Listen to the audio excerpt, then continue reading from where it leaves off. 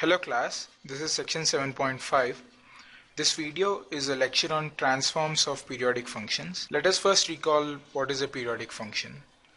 F of t is a function.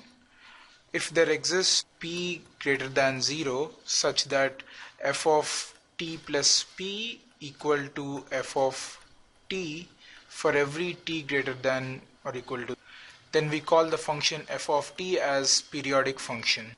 And smallest p which satisfies this property is called period.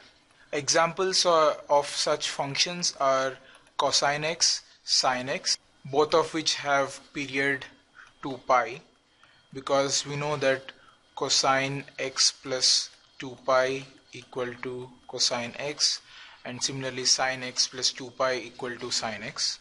We will now prove the following theorem to find Laplace transform of a periodic function. Suppose f of t is periodic function with period p, and f is a piecewise continuous function for t greater than or equal to 0. Then the Laplace transform of the function f exists for s greater than 0, and the Laplace transform is given by capital F of s equal to this equation.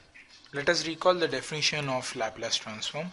Capital F of s is the Laplace transform of f of t is equal to integral from 0 to infinity e to the power of minus st f of t dt. We can write this integral as sum of the following integrals: 0 to p e to the power of minus st f of t dt plus p to 2p e to the power of minus st f of t dt plus integral 2p to 3p e to the power of minus st f of t dt. We continue the sum so that we go to infinity.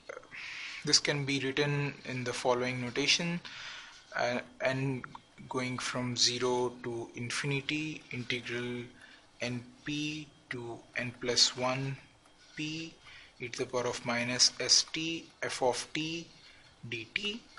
For n equal to 0, we have 0 to p e to the power of minus st f of t dt, which is this.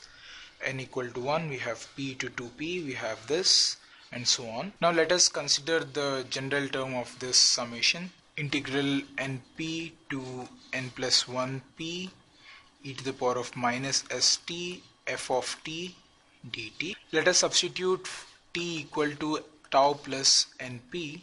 Then when t is equal to np, tau equal to 0, and when t equal to n plus 1p, tau equal to p.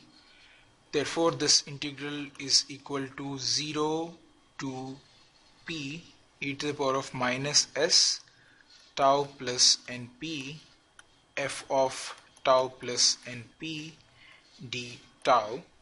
But we know that f is a periodic function. Therefore f of tau plus np is equal to f of tau, and this is e to the power of minus s tau times e to the power of minus nps. So this is not dependent on tau, so we can take this out and write this as e to the power of minus nps integral 0 to p e to the power of minus s tau f of tau d tau. We will now substitute this back in this summation, and we get f of s is equal to summation n equal to 0 to infinity e to the power of minus nps integral 0 to p e to the power of minus s tau f of tau d tau. This does not depend on n, so we can write this as integral 0 to p e to the power of minus s tau f of tau d tau times the summation e to the power of minus nps n equal to 0 to infinity. If we observe, this is a geometric series: 1 plus e to the power of minus ps plus e to the power of minus ps whole squared plus e to the power of minus ps whole cubed, so on.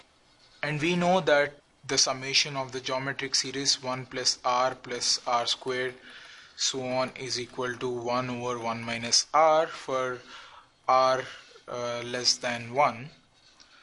So here r is equal to e to the power of minus ps, then s greater than 0 implies r is less than 1, and we have summation n equal to 0 to infinity e to the power of minus nps equal to 1 over 1 minus e to the power of minus ps.